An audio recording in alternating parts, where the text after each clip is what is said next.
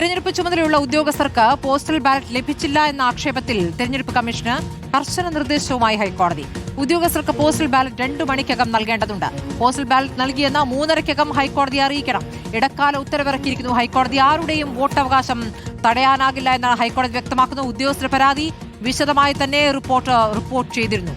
ശ്യാം ദേവരാജ് വിവരങ്ങളുമായി. ശ്യാം, നിരവധി ഉദ്യോഗസ്ഥരാണ് വോട്ട് ചെയ്യാനാകാതെ ബുദ്ധിമുട്ടുന്നത്. അതൊരു പരാതിയായി ഉന്നയിക്കുകയും ചെയ്തിരുന്നു. പക്ഷേ തെരഞ്ഞെടുപ്പ് കമ്മീഷൻ അത് അനങ്ങിയിരുന്നില്ല. പക്ഷേ ഇപ്പോൾ ഹൈക്കോടതി ഇടപെട്ടിരിക്കുന്നു, ഇടക്കാല ഉത്തരവിറക്കിയിരിക്കുന്നു. എന്താണ് വിശദാംശങ്ങൾ ശ്യാം? തെരഞ്ഞെടുപ്പ് ചുമതലയുള്ള ഉദ്യോഗസ്ഥർക്ക് പോസ്റ്റൽ ബാലറ്റ് ലഭിച്ചില്ല എന്നാണ് കേരള NGO യൂണിയൻ ഹൈക്കോടതിയിൽ നൽകിയ ഹർജിയിൽ ഉയർത്തിയ ആക്ഷേപം. ഈ ആക്ഷേപം പരിഗണിച്ചാണ് ഹൈക്കോടതി ഇടക്കാല ഉത്തരവിറക്കുന്നത്. തെരഞ്ഞെടുപ്പ് കമ്മീഷന് കർശന നിർദ്ദേശം നൽകുന്നത് ഉദ്യോഗസ്ഥർക്ക് പോസ്റ്റൽ ബാലറ്റ് 2 മണിക്കകം നൽകണമെന്നതാണ് ഹൈക്കോടതി സിംഗിൾ ബെഞ്ചിന്റെ കർശനമായ നിർദ്ദേശം.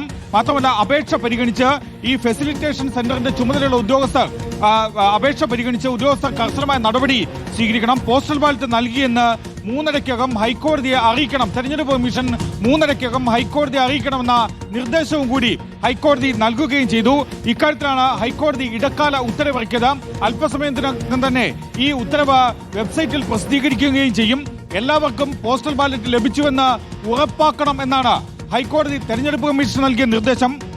ഒപ്പം ആരുടെയും വോട്ടവകാശം തടയാനാവില്ല എന്നുകൂടി ഹൈക്കോടതി വ്യക്തമാക്കുന്നുണ്ട്.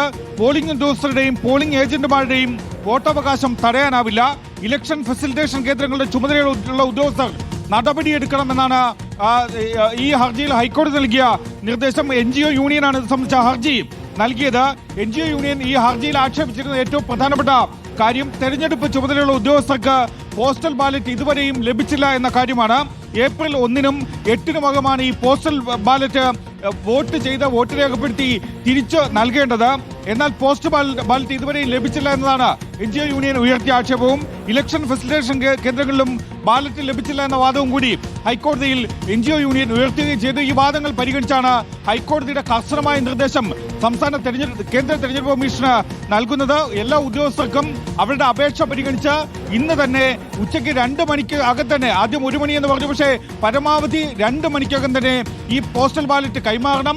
അങ്ങനെ മാത്രമല്ല, ഇങ്ങനെ പോസ്റ്റൽ ബാലറ്റ് കൈമാറിയെന്ന 3:30-കകം ഹൈക്കോടതിയെ അറിയിക്കണമെന്ന നിർദ്ദേശവും കൂടി ഹൈക്കോടതി നൽകുകയും ചെയ്തു, തെരഞ്ഞെടുപ്പ് കമ്മീഷന് നൽകുകയും ചെയ്തു.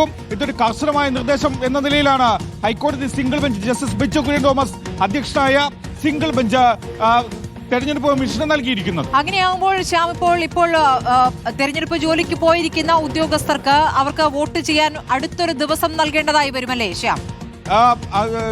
ഹൈക്കോടതിയുടെ ഇന്നത്തെ നിർദ്ദേശമനുസരിച്ച് ഇന്ന് വരെയാണ്, തെരഞ്ഞെടുപ്പ് കമ്മീഷന്റെ നിർദ്ദേശമനുസരിച്ച് ഇന്ന് വരെയാണ് ഈ പോസ്റ്റൽ ബാലറ്റ് വോട്ട് ചെയ്ത് തിരിച്ചേൽപ്പിക്കേണ്ട അവസാന തീയതി. പക്ഷേ ഇതുവരെയും പോസ്റ്റൽ ബാലറ്റ് ലഭിക്കാത്ത ആളുകളുണ്ട്.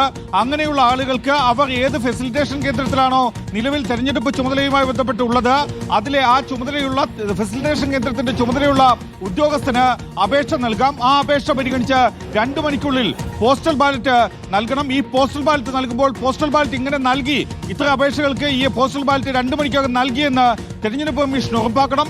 ഇത് സംബന്ധിച്ച് എല്ലാ ഫെസിലിറ്റേഷൻ കേന്ദ്രം ഉദ്യോഗസ്ഥർക്കും ഈ ഇടക്കാല ഉത്തരവ് കൈമാറണം എന്ന കാര്യവും കൂടി ഹൈക്കോടതി നിർദ്ദേശമായി തന്നെ തെരഞ്ഞെടുപ്പ് ജോലിയിൽ നിയോഗിക്കപ്പെട്ട സർക്കാർ ഉദ്യോഗസ്ഥർക്ക് ഏതായാലും ആശ്വാസമാകുന്ന ഒരു ഉത്തരവാണ് ഹൈക്കോടതിയിൽ നിന്ന് വന്നിരിക്കുന്നത്. അവർക്ക്